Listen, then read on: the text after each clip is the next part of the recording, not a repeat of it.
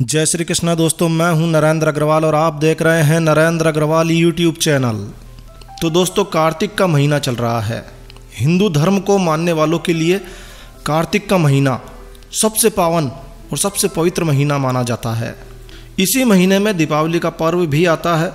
कार्तिक के महीने में ही देव उठनी एकादशी के दिन भगवान विष्णु पूरे 4 महीनों तक सोने के बाद जागते हैं और देव उठनी 11 के दिन जागते ही भगवान सबसे पहले तुलसी से विवाह करते हैं।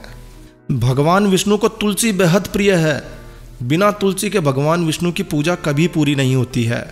कहते हैं कि तुलसी दल अर्पित करने से ही श्री हरि को प्रसन्न किया जा सकता है।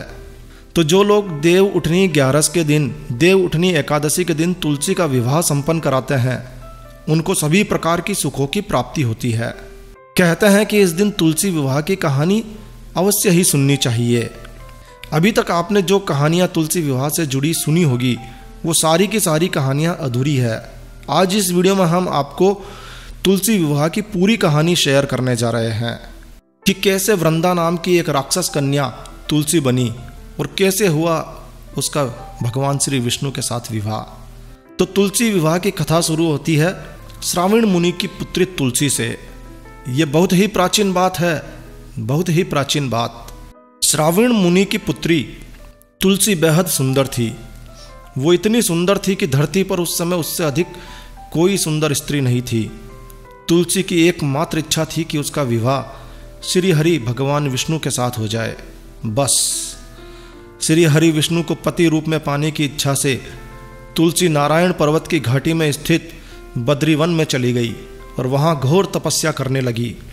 लंबे समय तक कठोर तपस्या में लीन तुलसी से एक दिन ब्रह्मा जी प्रसन्न हो गए और प्रसन्न होकर ब्रह्मा जी तुलसी के सामने प्रकट हुए और बोले, उठो पुत्री, मैं तुम्हारी तपस्या से प्रसन्न हूं, तुम अपना मन वांछित वरदान मांगो। तुलसी ने कहा, हे जगत पिता, क्या आप मेरे मन की बात नहीं जानते हैं? आप तो त्रिदेवों में एक हैं, आप तो अंतर्यामी हैं, आपसे क्या बात छुपी है? आप सबके मन की बात जानते हैं। लेकिन यदि फिर भी आप चाहते हैं कि मैं अपने मुंह से कुछ मांगूं, तो हे जगत पिता, मैं आपको अपनी इच्छा बताती हूँ। मैं चाहती हूँ कि भगवान श्री हरि विष्णु मुझे पति रूप में मिल जाए। बस इतनी सी ही इच्छा है भगवान। ब्रह्मा जी ने कहा, तुम्हारी इच्छा अवश्य ही पूरी होगी। किंतु क्या भगवान? तुलसी ने ब्रह्मा जी से पूछा, किंतु क्या भगवान? ब्रह्मा जी बोले, सुनो, अपने पूर्व जन्म में किए गए घोर अपराध के कारण तुम्हें श्राप मिला हुआ है। ठीक इसी प्रकार भगवान श्री हरि विष्णु के एक पार्षद को भी दानव कुल में जन्म लेने का श्राप मिला है। लेकिन दानव कुल में जन्म लेने के बाद भी उसमें नारायण का अंश विद्यमान होगा और इसीलिए पूर्व जन्म के पापों के शमन के लिए संपूर्ण नारायण तो नहीं, लेकिन नारायण के अंश से युक्त दानव कुल में जन्मे उस श्रापग्रस्त पार्षद से तुम्हारा विवाह होगा। शाप मुक्त होने पर भगवान श्री नारायण सदा सर्वदा के लिए तुम्हारे पति हो जाएंगे। तुलसी ने हाथ जोड़कर ब्रह्मा जी का वरदान स्वीकार कर लिया। अब तुलसी वहीं बद्रीवन में रहने लगी। नारायण का वह पार्षद धरती पर दानव कुल में शंखचूड़ नाम से पैदा हुआ और उसी समय वृंदा नाम से तुलसी का पुनः जन्म हुआ। एक दिन शंखचूड़ भ्रमण करते हुए बद्रीवन में आया। वहाँ वृंदा को देखते ही वो उस पर मुग्ध हो गया। उसने वृंदा के सामने विवाह का प्रस्ताव रखा। वृंदा कुछ असमंजस में थी। ब्रह्मा जी ने तो उसे कहा था कि नारायण के अंश से विवाह होगा, मगर अभी वो सोच ही रही थी कि इतने में ब्रह्मा जी वहाँ आ गए और बोले, तुलसी, शंखचूड़ को देखो, कैसा देवोपम है इसका स्वरूप। दानव कुल में जन्म लेने के बाद भी लगता है कि जैसे इसके शरीर में नारायण का वास है। तुम इसका प्रस्ताव सहर्ष स्वीकार कर लो। वृंदा के रूप में तुलसी को लगा कि उसकी तपस्या पूर्ण होने जा रही है, उसे इच्छित फल की प्राप्ति होने जा रही है। तो उसने शंखचूड़ का प्रस्ताव स्वीकार कर लिया और दोनों ने गंधर्व विवाह कर लिया। वह शंखचूड़ के साथ उसके महल में पत्नी बनकर चली गई। अब शंखचूड़ ने अपने राज्य का विस्तार करना शुरू किया और धीरे धीरे शंखचूड़ ने देवलोक तक को अपने अधिकार में कर लिया और स्वर्ग का सुख भोगने वाले सभी देवताओं की दशा साधारण इंसानों जैसी हो गई। लेकिन शंखचूड़ किसी को भी कष्ट नहीं देता था, किसी पर भी अत्याचार नहीं करता था, लेकिन स्वर्ग से अपना अधिकार और राज्य छिन जाने के कारण सभी देवता बेहद दुखी थे। दुखी होकर सभी देवता ब्रह्मा, विष्णु और शिव की शरण में गए, उन्हें अपनी पीड़ा सुनाई। तो सभी देवता मिलकर ब्रह्मा, विष्णु और शिव की शरण में आ गए, उनसे विनती की कि स्वर्ग का राज उन्हें वापस दिलाया जाए। तब ब्रह्मा जी ने कहा, शंखचूड की पत्नी वृंदा परम साध्वी है, उसका विवाह भी शंखचूड से मैंने ही करवाया है। और सुनो देवगणों, शंखचूड को तब तक नहीं हराया या मारा जा सकता है जब तक वृंदा की पतिव्रता कायम है। भगवान विष्णु ने कहा, शंखचूड पूर्व जन्म में मेरा ही पार्षद था और एक श्राप के कारण उसे दैत्य कुल में जन्म लेना पड़ा है। इस जन्म में भी मेरा एक अंश उसमें शामिल है और इसीलिए वो अजय है, उसे हराया नहीं जा सकता है। इसके अलावा वृंदा के पतिव्रत धर्म से वह और अधिक अजय हो चुका है। ब्रह्मा, विष्णु और देवताओं ने आपस में कई सलाहें की, कई योजनाएं बनाई, लेकिन कोई भी योजना सफल होती दिखाई नहीं दी। अंत में सभी महादेव भोलेनाथ से बोले, उनसे निवेदन किया कि अब वो ही इस समस्या का समाधान करे।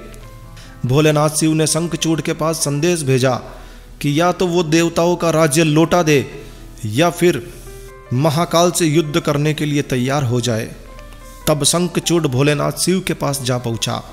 उसने कहा, हे देवादिदेव, आपके लिए इस प्रकार देवताओं का पक्ष लेना बिल्कुल भी उचित नहीं है, बिल्कुल भी उचित नहीं है। अपने राज्य को बढ़ाना तो हर राजा का कर्तव्य है, तो मैंने क्या अनुचित किया है? मैंने किसी भी प्रकार से किसी को भी दुखी और परेशान नहीं किया है। आप देवताओं से कहिए कि वो मेरी प्रजा बनकर सुखपूर्वक रहे। और महादेव, मैंने कभी सपने में भी आपका कोई अपकार या अपमान नहीं किया है, तो ऐसे में आपका और हमारा युद्ध शोभा नहीं देता है। आप महाकाल हैं, देवों के देव हैं।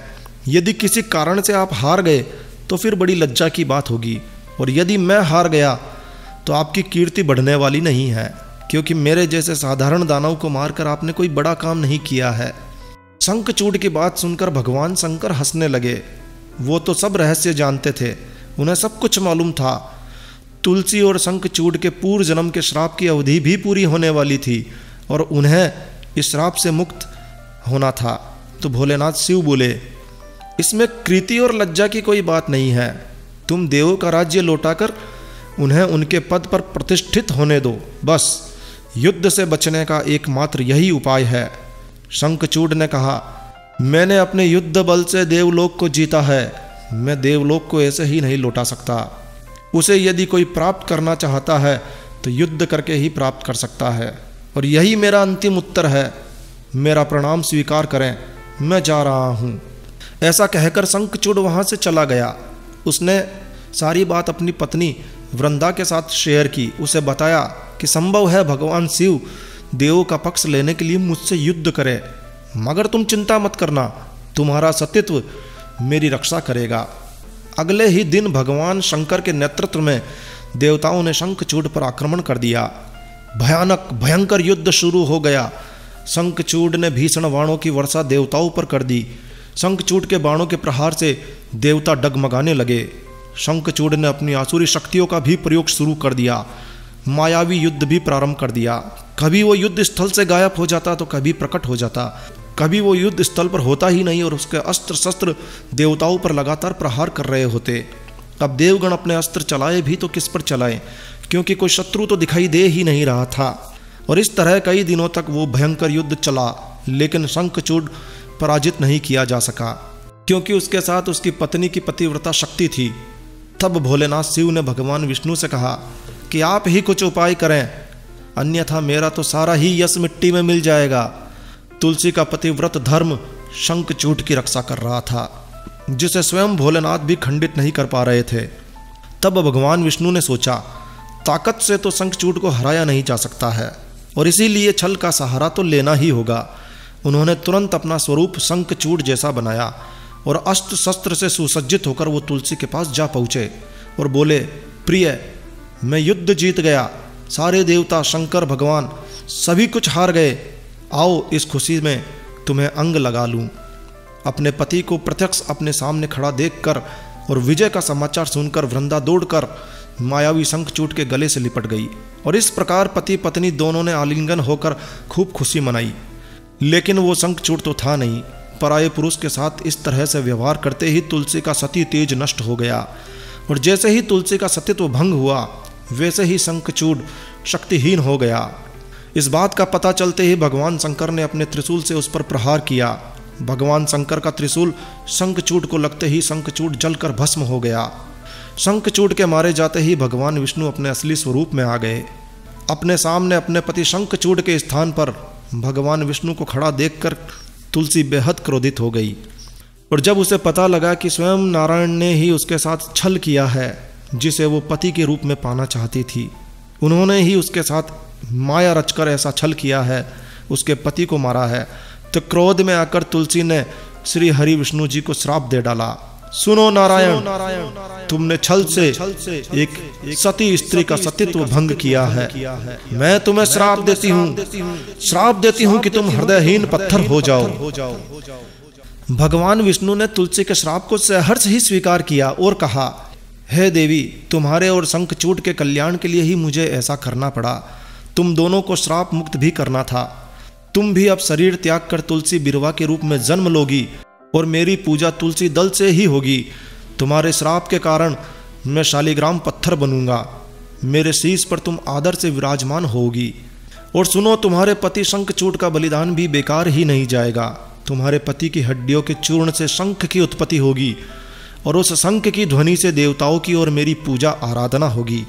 जहाँ जहाँ पर शंख की ध्वनि होगी वहाँ मैं स्वयं विराजमान होऊंगा। तुमने पूर्व जन्म में बद्रीवन में मुझे पाने के लिए बड़ी तपस्या की थी, लेकिन अब अगले जन्म में मैं नारायण प्रस्तर के रूप में बद्रीनाथ वन में स्थापित होऊंगा, और मेरी पूजा अर्चना फल फूल से ना होकर तुम्हारे तुलसी दल से ही होगी। मेरे शीश पर विराजमान होकर तुम मुझसे भी ऊंचा पद प्राप्त करोगी।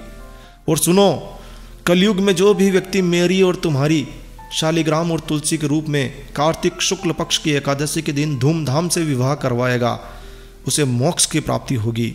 मैं स्वयं लक्ष्मी जी के साथ उसके घर में हमेशा के लिए विराजमान रहूंगा। यह मेरा वचन है, यह मेरा वरदान है तुम्हें। तुलसी से श्राप पाकर भी श्री हरि विष्णु ने तुलसी को वरदान दिया, और फिर कार्तिक शुक्ल पक्ष की एकादशी के दिन तुलसी का विवाह धूमधाम से किए जाने की परंपरा शुरू हो गई। आज भी लोग तुलसी का विवाह धूमधाम से करते हैं। तो ये थी तुलसी विवाह की कहानी कि कैसे शालिग्राम और तुलसी का विवाह शुरू हुआ। तो बस इस वीडियो को यहीं विराम देते हैं। तो दोस्तों, यह जानकारी आपको अच्छी लगी हो, यूज़फुल लगी हो, तो कृपया लाइक के बटन पर जरूर क्लिक कीजिए। और यदि आपने हमारा ये चैनल सब्सक्राइब नहीं किया हुआ है तो कृपया चैनल सब्सक्राइब कर लीजिए, क्योंकि इस चैनल पर हम लेकर आते हैं आपके लिए तरह तरह की धार्मिक जानकारियाँ, होम रेमेडीज, होम टिप्स और टेक्निकल नॉलेज। तो सब्सक्राइब करने पर आपको हमारे नए वीडियोस के अपलोड्स लगातार निरंतर मिलती रहेगी। तो अभी सब्सक्राइब के लाल बटन पर क्लिक करके चैनल सब्सक्राइब कर लीजिए। और हाँ दोस्तों, सब्सक्राइब करना बिल्कुल फ्री होता है, और सब्सक्राइब करने के तुरंत बाद घंटी के बटन पर भी अवश्य क्लिक कीजिए। तो एक नया वीडियो, एक नई जानकारी लेकर मैं आपका दोस्त नरेंद्र अग्रवाल फिर मिलूंगा। तब तक के लिए stay healthy, stay happy. Thank you for watching my video. Thanks. जय श्री राम, जय हनुमान।